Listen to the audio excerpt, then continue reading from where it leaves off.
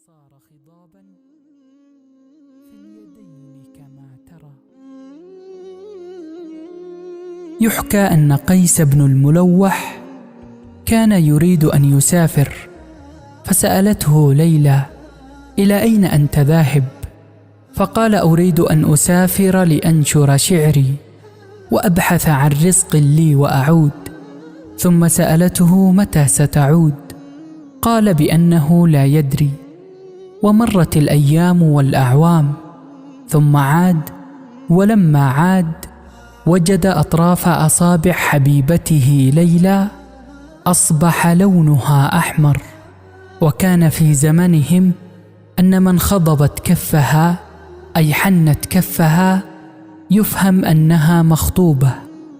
فقال لها: هل خضبت كفك يا ليلى بعد فراقي؟ قالت: لا، ولكني منذ رحيلك وأنا أبكي حتى ابتل الثرى، وكل يوم أمسح دموعي بيدي حتى دمت يداي. فقال: ولما تلاقينا على سفح رامة وجدت بنان العامرية أحمرا، فقلت: خضبت الكف على فراقنا؟